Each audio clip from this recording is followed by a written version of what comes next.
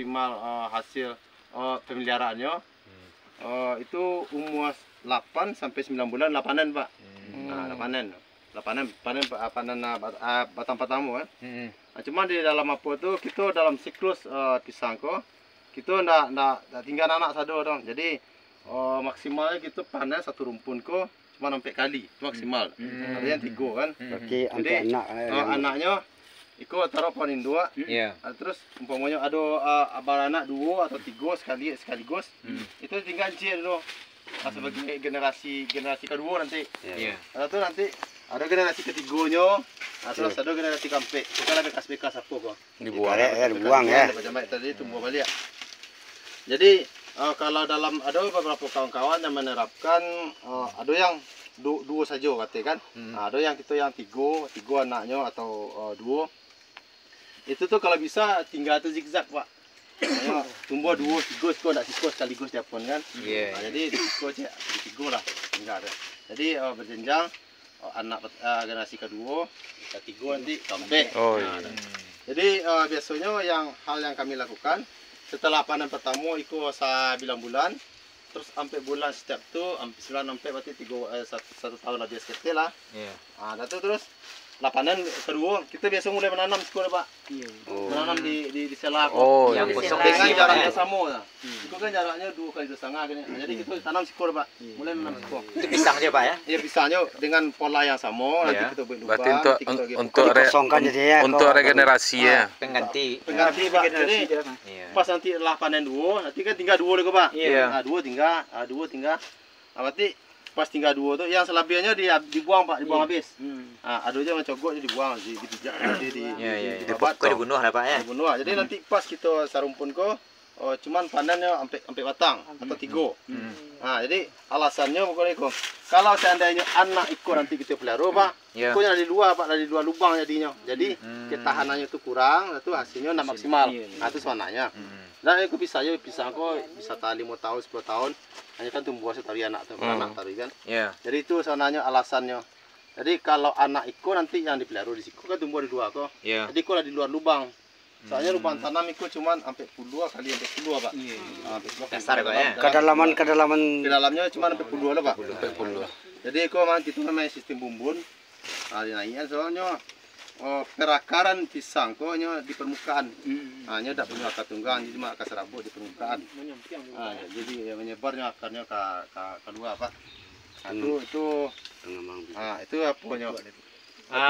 Itu Pak, pupuk yang Pak gunakan dari awal sampai panen tadi. Kebetulan untuk pupuk itu kan memang ada beberapa hal yang patut kita perhatikan dalam soal pemupukan ya. Itu soal pemupukan, Pak. Yang pertama tepat waktu. Yang kedua tempat komposisi. Nah, waktunya ini butuh makan, kini butuhnya makanannya ini urea dibutuhkan. Dia fosfat itu enggak mungkin. Jadi komposisi itu lah, komposisi itu dosis. Jadi dosis kebutuhan sesuaikan dengan kebutuhan tanaman. Nah, jadi setiap tanamanku setiap fase itu fase generatif, fase vegetatif berbeda kebutuhan pupuknya. Terus berbeda pula dosisnya. Nah, jadi kalau kita biasa memakai, Pak, kalau memang pupuk kandang kita ndak perhatikan dosis semakin banyak semakin rancak. Itu pupuk kandang, pupuk organik. Kalau pupuk buatan kita kalau lah umur 5 bulan kok kita butuh 200 mg. 200 mg berarti seperempat. 1 kilo per 2 bulan. Per 2 bulan pupuknya, Pak ya. Itu pupuknya Posca, Pak. Posca atau NPK. Posca salah, Pak. Posca yang subsidi bisa. Itu kebutuhannya. Jadi ada kawan-kawanku yang mengaplikasikan pupuk 1 bulan sekali tapi dengan dosis 1,25.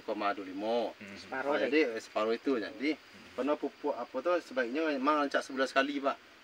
Sebulan sekali karena pupuk itu kan tidak lama tahan itu. Pupuk buatan tuh. Kalau untuk pemupukan kompos atau organik itu 2 kali dalam setahun, Pak. Berarti 6 bulan sekali kita lakukan. Jadi kalau dosisnya itu mungkin kita sesuaikan lah dengan kondisi dan keadaan tanah. Semakin banyak tentu semakin bagus. Baiklah, Pak, tadi memang menarik. Pak. Untuk keberlanjutan. Pak. Tentu ibarat awak anak, ada induk, anak, cucu kan itu. Betul, Pak. Jadi tadi Pak bicarakan mengenai awak membunuh anak. Pak. untuk generasi selanjutnya, Ya. nama yang rancak untuk bibit yang unggul tuh dari mana? Anaknya dia yang Dari diambil. anak kok atau dari yang lain? Kalau memang bibit Pak, Hmm. kita kaji soal bibit. Iya. Kalau bibit kita kan banyak jenis bibit. Yang pertama dongkelan kita dongkel anakku Berarti anak. dengan segala risiko ya, dengan segala tentu ada nanti plus minusnya Pak kalau Iya. bibit. Terus ada yang dari berdasarkan kultur jaringan itu di laboratorium juga. Kalau di balik Bu atau di Medan di Jawa banyak. Kebetulan jaring itu dari Iya tetap bahannya dari iko Pak, dari anak itu diambil cuman dari prosesnya itu lah melalui di laboratorium Iya, melalui dengan ilmu. kalau kau tadi secara langsung Pak ya? langsung. Dipisan dari induknya. Iya. Cuman ada plus minusnya Pak kalau Iya. kita pakai bibit tuh. Hmm. Kalau kita pakai bibit anakan iko, itu yang pertama induk akan terganggu. Induk akan otomatis jaringan akar yang sebelah siku habis. Iya. Habis di sebelah akan tinggal. Itu yang pertama. Iya. Yang kedua, iko rentan duku itu menularkan penyakit, Pak. Ini kan di paketan bilang dong, dia. Iya. Dia rentan. Jalannya menularkan terpisah dari penyakit. duku tuh Pak ya. Ah, ya. Jadi tingkat kematiannya lebih tinggi.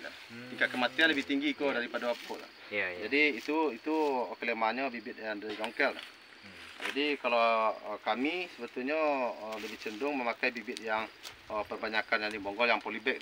Yang pertama kita gampang dalam proses transportasi. Iya. Karena tak Kesehatannya, semua apa tu. Iya. Olahan kita model lambat camai dah. Iya. Kalau namo jalan kaki jauh Pak. Mungkin ibu ya katanya. Terus yang kedua prosesnya tak ribet-ribet. Iya. Kalau mungkin dari segi secara ekonomisnya harga